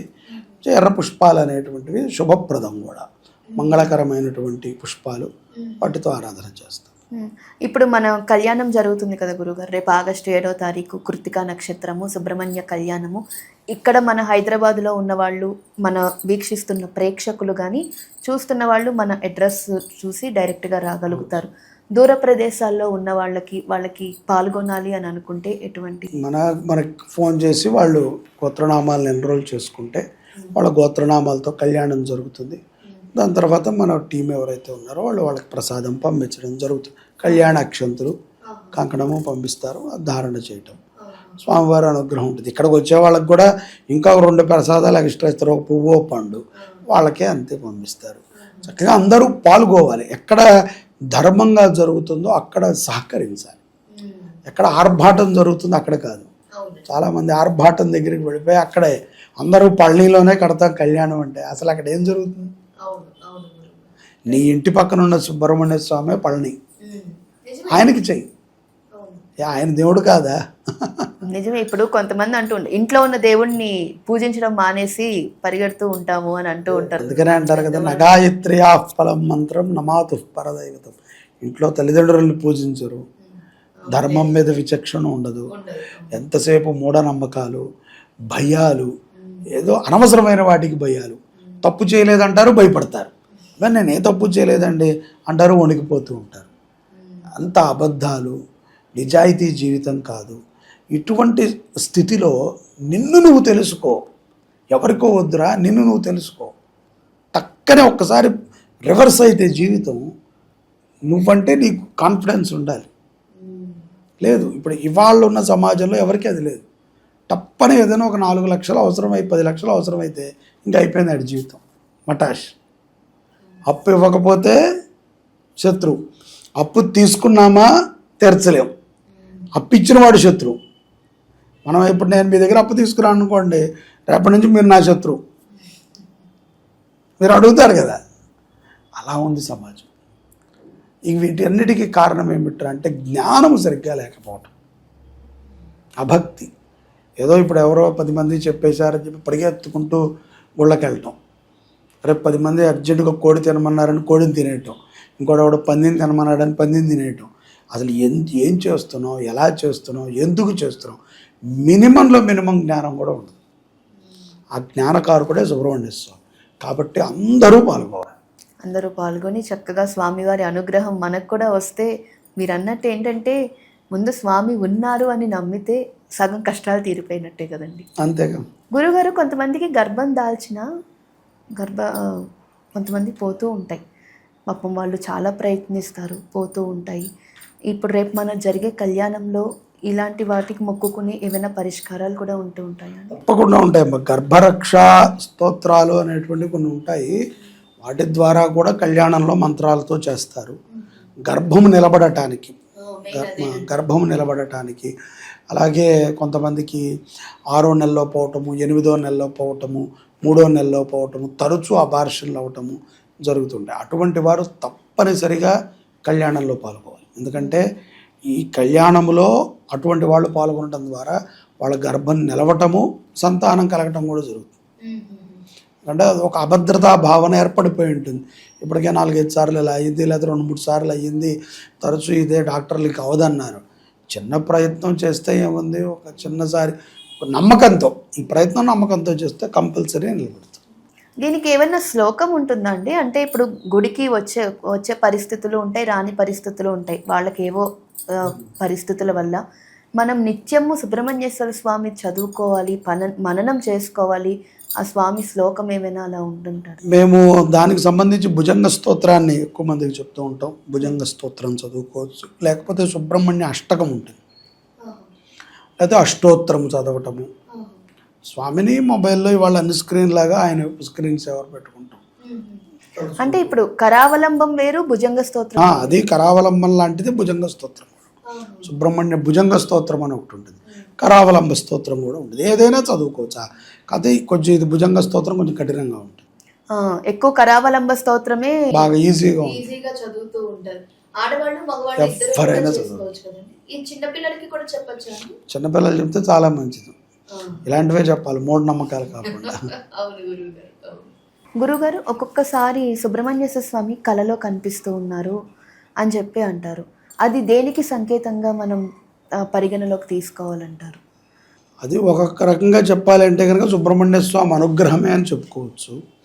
లేకపోతే వీళ్ళకు ఉన్నటువంటి ఏదో ఒక సమాచారాన్ని తెలియచేయడానికి కూడా స్వామివారు అప్పుడప్పుడు స్వప్నంలో దర్శనమిస్తూ ఉంటారు. ఇందులోనే సర్పం కనబడుతూ ఉంటుంది. కొంతమంది సర్పం కనబడితే మాత్రం అటువంటి వారు వెంటనే జాతకాన్ని పరీక్షించుకుని తగు శాంతి పూజలు చేయించుకోవడం మంచిది. నాకు తెలిసిన ఒక వాళ్ళు అనమాట, ఆ అమ్మాయి గర్భంతోనే ఉంది. గర్భంతో ఉన్నప్పుడు ఎక్కువగా సుబ్రహ్మణ్యేశ్వర స్వామి కనబడ్డము, సర్పంగా కనిపించేవారు కాదు, ఆ వల్లి దేవసేన సమేతంగానే కనిపిస్తూ ఉండేవారు. అయితే ఒకరోజు ఆ అమ్మాయి ఏంటంటే, నిజంగా ఎందుకు కనిపిస్తున్నారో తెలీదు, నాకు పుట్టబోయే పిల్లలకి ఆ పేరు పెట్టుకుంటానని మొక్కుకుందిట. మొక్కుకున్న వెంటనే ఆ కనపడడం అనేది ఆగిపోయిందట. అంటే వాళ్ళకి పూర్వజన్మది ఏదన్నా వీళ్ళకి ఇలా గుర్తు, అలా పూర్వజన్మది ఏముండదు. అదే చెప్పా కదా, ఆయన ఏదో ఒక సంకేతం ఇవ్వడానికే కనిపిస్తారు. అది మన చేతే చెప్పించాక ఆయన వెళ్ళిపోతాడు, ఇంకంతే. అంటే వాళ్ళు ఏంటంటే అది దగ్గర ఒక 5 నెలల వరకు ఆ అమ్మాయికి స్వప్నంలో స్వామివారు కనబడ్డం, 2 రోజులకు ఒకసారి, వారం రోజులకు ఒకసారి ప్రత్యక్షంగా జరిగింది ఇది. తర్వాత ఆ అమ్మాయి గుడికి వెళ్ళి ఒక కొబ్బరికాయ కొట్టుకుని, పిల్లాడో ఎవరు పుట్టినా సరే పేరు పెట్టుకుంటాను అని అన్న వెంటనే తర్వాత 9వ నెల దాకా స్వామివారి దర్శనం అన్నది కనబడలా. కానీ పిల్లాడు పుట్టిన తర్వాత మళ్ళీ స్వప్నంలో ఆయన కనిపించారు అని చెప్పారు. అంటే ఆయన ఆ అమ్మాయికి ఆ స్వామివారి అనుగ్రహం ఉన్నది మనకి తెలుస్తోంది కదా. అదే ఇందాక చెప్పినట్టుగా స్వప్నంలో కనిపించడం అంటే మనకేదో ఒక సమాచారాన్ని అందించటం, మనకే ఆయన జ్ఞానాన్ని చెప్పి ఇలా కాదు ఇది చెయ్యని మన చేతే చెప్పిస్తారు. అది దానికి ఏ రకంగా స్వామివారు కనిపిస్తారు తప్పకుండా. అది చెడైనా మంచైనా ఆయన ధైర్యంగా చెప్తారు. అంటే సంకేతం మనకు వచ్చి ఆయన నమ్మినందుకు వస్తుంది అంతే. గురుగారు, సుబ్రహ్మణ్య ఆరాధన నిత్యం చేసుకునే వాళ్ళు, ఇప్పుడు రేపు మన కళ్యాణంలో పాల్గొనే వాళ్ళతో సహా పోలిస్తే ఏ సమయంలో మనం ఎక్కువ ఆరాధన చేసుకుంటే మంచిదంటారు? సుబ్రహ్మణ్యేశ్వర స్వామి వారికి బ్రహ్మముహూర్తం అంటే చాలా ఇష్టం. చాలామంది బ్రహ్మముహూర్తంలో ఆయన్ని ఆరాధన చేయడం ద్వారా శుభ ఫలితాలను పొందుతారు. లేకపోతే సూర్య అస్తమించిన తర్వాత, అంటే ఈ యొక్క సూర్యాస్తమయ సమయం ఉంటుంది, 5:30 to 6:30, 7 ఆ మధ్యలో ఆరాధన చేసుకుంటాం మంచిది. ఉపవాసముతో ఆరాధన చేయటం అంటే ఏదైనా పలహారము, పండ్లు ఇలాంటివి తిని స్వామివారిని ఆరాధన చేయాలి. కటిక పొట్టతో ఎప్పుడూ కూడా సుబ్రహ్మణ్య స్వామిని ఆరాధన చేయకూడదు, ఎవరైనా సరే. కొంతమంది ఇప్పుడు పుట్టలో పాలు పోస్తూ ఉంటారు, సుబ్రహ్మణ్యేశ్వర స్వామి స్వరూపం అనే పాలు పోస్తూ ఉంటారు. అలాంటి వాళ్ళు ఏంటంటే తరిగిన కూర తినకూడదు. ఇంకొకటి ఏంటంటే పాలు ఒక్కటే తాగాలి. పళ్ళు కూడా మనం ఇప్పుడు యాపిల్స్ అవి అంటే తరుగుతాం, తరిగినదే తినకూడదు అని ఒక నియమం కూడా ఉంది. ఇప్పటి రోజుల్లో మన పూర్వకాలంలో ఇప్పుడు మా చిన్నప్పుడు అంతా అలాంటివి చేయకూడదమ్మా, అది నాగస్వరూపంగా మనం పూజిస్తామని అంటూ ఉంటారు. అది ఎంతవరకు నిజం అంటారు? ఇప్పటి జనరేషన్కి అది వాళ్ళకి అర్థం కావట్లేదు. ఈ జనరేషన్ వాళ్ళకి మీరు అంటే తరిగిన కూరని ఎందుకు తినకూడదు అన్నారంటే కటింగ్ చేయకూడదు. ఎందుకంటే ఏదైతే కనుక మనము కోస్తామో అక్కడ భాగం అయిపోతుంది. అది ఏదైతే భాగం అయినటువంటి పదార్థాన్ని సర్పము ఎప్పుడూ తినదు. సర్పతత్వం ఏమిట్రా అంటే అది ఏది భాగాలన్నీ తినదు. అంటే ఇప్పుడు ఎక్కడైనా వేరే జంతువులు ఎవరైనా కట్ చేసేసి ఉంటే అది తినదు, డైరెక్ట్గా ప్రాణశక్తి ఉన్నటువంటి దాని మీదే కాటేస్తుంది. అది వెళ్ళిపోయి ఉన్న చెట్టును కాటేయటం కానీ, ఏ జీవము లేనటువంటి గోడను కాటేయటం కానీ చేయదు. సో దాంట్లో ఏదో ఒక జీవశక్తి ఉంటేనే సర్పము స్పందిస్తుంది. సో ఇప్పుడు మనం ఇప్పుడు కాయగూరలు అన్నింటిలో కూడా ఒక శక్తి ఉంటుంది. సో నువ్వు ఎప్పుడైతే కోస్తావో ఈ శక్తి పచనం అయిపోతుంది. ఇది పరమాత్మకి చెందదు. ప్రకృతిలో అది నిషిద్ధం. ఇది నాగపంచమి రోజున చాలామంది పుట్లో పోసినప్పుడు ఆ రోజు ఉడకబెట్టిన పదార్థాలు మాత్రమే తింటారు. చాలామంది దుంప కూరలు వాటిని ఉడకబెట్టుకుని తింటారు, పాలు తాగుతూ ఉంటారు. అలాగే ఈ యొక్క వండిన పదార్థాలని తినరు. ఇది పూర్వం నుంచి వచ్చేటువంటి ఆచారమే. అలా తినకూడదు అని ఎందుకు అంటారంటే ఆ రోజున ఆ ప్రకృతి అంతా కూడా సర్పానికి సంబంధించింది. ఇక్కడ మనం దేన్ని ముట్టుకోకూడదు. మరుసటి రోజు కూడా కట్ చేసిన ఉంటే వాడరు. ముందుగా కట్ చేసుకున్న ఉంటే కూడా వాడకూడదు. మీరు బాగా గుర్తుపెట్టుకోండి, రాహువుతో సంబంధించినటువంటి గ్రహణం వచ్చినప్పుడు మనకి చెప్తూ ఉంటారు కట్ చేసినవన్నీ బయటపడేయండి, మళ్ళీ రేపు ఫ్రెష్గా కట్ చేసుకోండి. కేతువుతో వచ్చిన చంద్రదోషానికి చెప్పరు. ఎందుకంటే రాహువు విపరీతమైనటువంటి కారకుడు విషాన్ని చల్లటాన్ని. సో ఇది ఎప్పుడైతే కనుక ఈ ప్రాణశక్తి ఉన్నట్టు అన్నిటి మీద కూడా విషము చిమ్ముతూ ఉంటుంది. సో అందుకని నువ్వు అది తినకూడదు అని చెప్తారు. దీని వెనకాల ఇంత రహస్యం ఉంటుంది, తెలియదు. అంటే ఇప్పుడు వాళ్ళకి చాలా తక్కువ మందికి తెలుసు. అందుకని ఉడకబెట్టిన పదార్థాలు, వేడి పదార్థాల జోలికి వేడి దగ్గరికి సర్పం రాదు. అలాగే అదే జీవం ఉన్నటువంటి వాడు ఇప్పుడు అది ఉంది అనుకో, దాని మీదకి వెళ్ళి అది కరవదు. దానికి తెలుసు దాంట్లో ఏ శక్తి లేదని. ఏ మాత్రము శక్తి ఉన్నా సర్పము స్పందిస్తుంది. సో అందుకని కట్ చేసినవి ఇవన్నీ ఆయనకి. ఈరోజు ఈ విశ్వం అంతా ఆయనది. ఈరోజు మనం ఒక్కరోజు తినకుండా ఉంటే రేపు తినచ్చు. ఆయన పుట్టినరోజు ఆయన పెట్టుకుంటే మనం తినలేం కదా. అంతే అంతే అంతే. కొంతమంది ఏంటంటే గురుగారు ఆదివారాలు కూడా సుబ్రహ్మణ్యేశ్వర స్వామికి పాలు పోస్తూ ఉంటారు. పుట్టలో పాలు పోయడం కానీ, ఆయనకి అరటిపళ్ళు అవి సమర్పించడం. మంగళవారానికి ఎంత ప్రత్యేకత ఉందో ఆదివారానికి కూడా అంతే ప్రత్యేకత ఉంది. చేస్తూ ఉంటారు చాలామంది. ఆదివారం కూడా మామూలుగా మనం సూర్య భగవానుడికి అని అనుకుంటూ ఉంటాం. సుబ్రహ్మణ్య స్వామి ఆదివారం కూడా చాలా విశేషం. ఎందుకంటే అది కూడా పిల్లలు ఉన్నటువంటి వాళ్ళు చేస్తూ ఉంటారు. మీరు అబ్జర్వ్ చేస్తే పిల్లలు లేని వాళ్ళు కాదు, పిల్లలు ఉన్నటువంటి వాళ్ళు మంచి ఆరోగ్యం కోసము, సంపద వృద్ధి కోసము ఆదివారం పూట సుబ్రహ్మణ్య స్వామి ఆరాధన చేస్తూ ఉంటారు. పిల్లలు ఉన్నటువంటి వాళ్ళు చేస్తారు అది. చాలా చోట్ల నేను చూస్తూ ఉంటాను ఆదివారాలు కూడా పోస్తూ ఉంటారు. ఆ రోజు కూడా తరిగిన కూర తినడం కానీ, ఉల్లిపాయలు అదే ఇప్పుడు సర్పదేవతను ఆరాధన చేసినప్పుడల్లా ఇదే మొదలు పెట్టారు.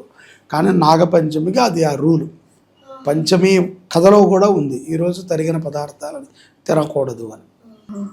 చాలా సంతోషం గురువుగారు. అంటే చాలా మందికి తెలియని విశేషాలు కూడా మీరు చక్కగా వివరించారు. నమస్కారం.